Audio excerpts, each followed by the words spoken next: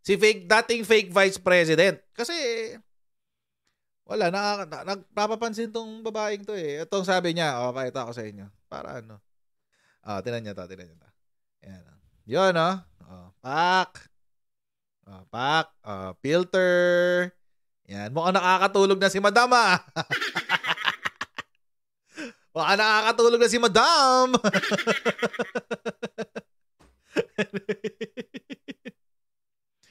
Anyway. So, ayan. Ito yung sinabi niya. Ayan. Yan. Ito kasi yung kumakalat ngayon to eh. Confidential fan. Baliw. Anyway, puntahan natin yung kwento ni GDM. Kasi sana nanggaling tong balita na to eh. Sabi, Lenny gets confidential fan. Sabi, former Vice President and Angatbuhay Chairperson Attorney Lenny Robredo happily shares a confidential fan that he got from dito trauma, from yan, diyan trom. From a local designer during a Christmas party for Museo ng Pag-asa volunteers. The fan bore an image of a cartoon character, Shrek's other half, Fiona. Regalo ni Mike Francis Mayores, isa sa pinakamasipag at pinaka-creative na museum merchandises natin, sabi niya. Robredo writes in her Instagram story on December 13, 2023. So kahapon to. Reacting to the ex-top official's post, Mayores says, maligaya na ang Pasko ko. Salamat Attorney Lenny Robredo. Salamat Angatbuhay Museum Souvenir Shop. Sa souvenir shop pala to ng Angatbuhay. So, ibig sabihin, pinagkakakitaan itong museum na to, na hindi natin alam kung bakit may museum na ganyan. Alam nyo, hanggang ngayon, question mark pa rin sa akin to eh. I mean, yung confidential fan, baka lang sila dyan. Pero, question mark talaga sa akin tong yung paglagay na ng museo ng Pag-asa. It doesn't make sense. Actually, di ba may proud pa nga sila kasi meron daw silang nasa gilid ako. Okay, yan. Ito nasa gilid. Anyway, kasi meron daw silang tawag dito, docu. May docu daw sila ngayon, itong mga camping. Yung docu na yon, mga kotsero, tungkol sa campaign noong 2022. Imagine, dinocument mo yung campaign na natalo ka. Why? It doesn't make sense. Well, alam naman natin, mga kotsero, kung bakit may ganito si Lenlen. Kung ba't may paganyan. Alam naman natin, kapag ito yung usapan, ang pasaring dyan kay current Vice President VP Sara. Yun ang yan ang usapan dyan. Pero bago natin ipagpatuloy ang ating pinag-uusapan dito sa video na ito, may tanong muna ako sa inyong lahat. Sa mga nasa US, UK, Canada, Italy, France, Spain, Ireland, and Belgium, gusto nyo bang makauwi sa Pilipinas ng may libreng patiket galing kay Sendwave? Ito lang gagawin nyo, mga kutsero. Ito lang, pakita ko sa inyo. Pwede kayong manalo ng isa sa 3 free round-trip tickets sa pamamagitan ng Sendwave Pasko. Ayan, mga kutsero, matindi-tindi to.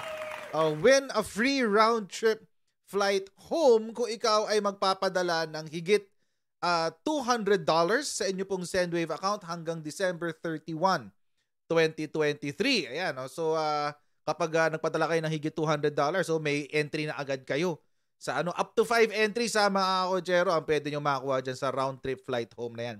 Pero paano ba kayo makapagpadala sa Pilipinas sa pamamagitan ng Sendwave? Ang gagawin nyo lang muna, mga kotsero, i-download ang Sendwave app, gumawa kayo ng account, lagay nyo ba ang account details mo dyan, at pwede na kayo magpadala sa GCash, cash pickup through pawn shops at sa iba't ibang mga bangko sa Pilipinas.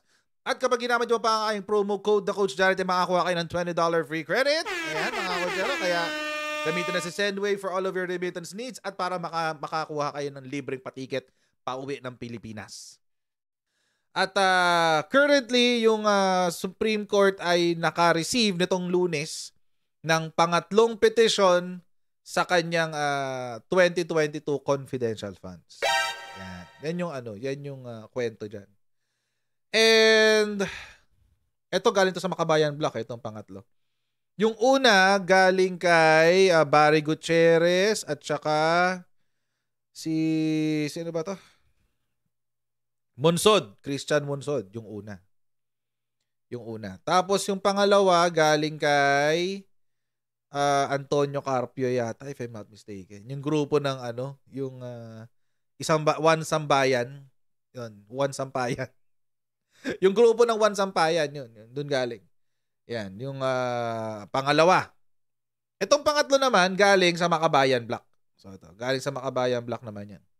The present set of Makabayan lawmakers will be joined by former representatives of Bayan Muna Party List, including its chair, Nery Colmenares, and former representatives Carlos Isagani Zarate, Ferdinand Gaite, and Eufema Culyamat. Uy, nagbabalik si Eufemia Culyamat. Matagal na nahimik to, no? Simula nung namatay yung anak niya dahil NPA. Diba? Pero ngayon, she's back. Ayan, mukhang tatakbo na naman tong grupo ng bayan at kailangan gumawa ng pangalan for 2025. So, well, kanya-kanyang diskarte yan. Bahala sila. Diskarte nila yan. Diba? But, ako mga kutsero, excited ako dito sa hearing na to ng Supreme Court. Totoo lang. Excited ako dito kasi I think it's about time that we put to rest yung aligasyon ng illegality ng confidential funds. I would think we need some clarity. Kailangan natin ng konting paglilinaw ng ating Korte Suprema since they're the ones who can interpret. Sila yung may kakapangyarihan na i-interpret ang ating batas. Sila yung may katungkulan tungkol diyan. Actually, kasama pa nga dun sa petition na isinumite nila ay yung pagpapawalang bisa nung COA DBM Circular number 15 or 20 COA DBM Circular 2015. Parang yun. Yun yung guidelines sa kung paano mag-request, kung paano mag-audit at kung paano mag-disburse ng confidential funds. Gusto nila ipawalang bisa yun. I think, pero I don't think it will happen. Kasi by virtue of the Constitution, COA lang ang may karapatan na magdikta kung paano gagawin ang kanilang pag-audit. That's constitutional. So, COA lang talaga ang may karapatan magdikta kung paano nila gagawin ang kanilang pag-audit. So, di ko alam kung how the Supreme Court will rule diyan sa aspeto ng yan. Pero itong kay VP Sara, ito gusto ko na talagang just to put it to rest para maano na. Kasi itong sila Makabayan Block, itong sila Risa Ontiveros, palagi nilang sinasabi, illegal yung transfer, illegal yung kung ano-ano and everything else. Let's hear from the Supreme Court. Since sila naman ang may karapatan na mag-define kung ano yung illegal at hindi. Korte Suprema sila . Nasa kanila yung constitutional mandate . Ganun lang kasimple yun. At yun din yung sinasabi ni VP Sara. Sabi niya, sana matapos na rin yan dito sa mga petition nga na isinumite. So, Sara Duterte hoping confidential fund issue ended by Supreme Court wisdom. So, sana doon na nga yan matapos. Pero mga kutsero, medyo hindi ko alam kung ano ng update na nangyari dito kasi kailan ba to? Noong December 4, naglabas ng notice ang Korte Suprema tungkol dyan sa kaso na yan noong December 4 na pinagsasagot o pinagsusumite ng sagot si VP Sara kasama ng ating former Chief Justice na si Lucas Bersamin, now Executive Secretary, tsaka ang DBM, Department of Budget and Management Secretary Amena Pangandaman. Pinagsusumite sila nung what do you call this? Response. Ang kanilang komento, ayan. Ng kanilang comment doon sa mga i-final na kaso laban sa kanila. So,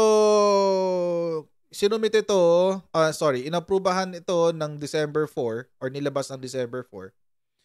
Ang sabi, require the respondents to comment thereon within 10 days from notice hereof. Ayan. So, walang balita kung nakapagsumite na sila ang partido ng administrasyon. Most probably nakapag-submit na sila kasi today ang deadline. Tama ba? 10 days eh. Hindi naman sinabing 10 business days eh. Sinabing 10 days, yun na yung sunrise to sunset. That's technically 24 hours. 10 days. So, today yung pang 10th day. So, and as of yesterday, mga kotsero, may lumabas na ganitong balita. Wala pang natatanggap na sagot ang Korte Suprema mula sa mga respondents sa mga petisyon laban sa confidential fund ni Vice President Sara Duterte. Ayon kay Chief Justice Alexander Hesmundo, pinag-aaralan nila ngayon kung i-consolidate ang mga petisyon. May iba't ibang argumento at punto kasi sa mga petisyon. Kasama rin sa pag-aaralan ng SC ay kung kailangang magtakda ng oral arguments hinggil sa mga reklamo. Okay na, kailangan mag-set ng oral argument, we will do that. And of course, papaalam namin sa inyo kung isa-set namin for oral arguments. Sana magkaroon ng oral arguments, no? Parang ang sarap panoorin ng oral arguments niya. Pag nagkaroon ng oral arguments ito, ila-livestream natin yan. Pag nagkaroon talaga ng oral arguments ito, ila-livestream natin talaga to. Promise. Kasi mukhang maganda yung magiging dito debate. Ay, nako. So, yun. So, as of yesterday naman to. So, kaya, ayan, pakita ko sa inyo. 12:13. Ayan yung date sa ilalim. Kita nyo ba? Lagyan natin ng Ayan, 13 yan, 13. Wala kaya yan? Mga hindi. Pero 13 to, 13. Yan. So, as of yesterday to, we don't know kung nakapag-submit na sila today. Most probably, syempre. Supreme Court order yan. Hindi mo pwedeng baliin yan. Hindi mo pwedeng baliin yan. Pag na-default ka dyan, wala. Nga. Kaya yun. So, most probably, I'm under the assumption na nakapag-sumite na sila. Pero as of yesterday, wala pa. And I'm hoping against hope, na nakapag-sumite na sila today. Kasi walang balita eh. Yung kasi yun, mga kotsero, walang balita. Kaya hindi ko alam kung nakapag-submit na ba sila o ewan ko, hindi ko alam. Pero sana mag-oral arguments kasi parang parang ang sarap panoorin ng oral arguments nito. Tapos babalang kasi natin. Parang ginawa natin dati sa anti-terror law. Naalala niyo 'yun? Ginawa natin, di-livestream natin yung hearing ng anti-terror law, yung oral arguments. So, I would think magandang balang kasi natin 'to, no, yung what do you call this? Hearing naman sa confidential fund. Sana mag-oral arguments. For the benefit of everyone. For the benefit ng mga Pilipino na interesado, di ba? Sana magkaroon ng oral arguments. So, ayun, maraming salamat sa inyong patuloy na pagsuporta sa ating channel. God bless all of you. Please don't forget to subscribe sa Coach Jared YouTube channel. At napaka-importante po mga kotsero, paki-share po yung mga videos natin para marami po makapanood ng ating mga videos at syempre marami tayong mahatak na pwede makasama sa kwentuhan natin dito.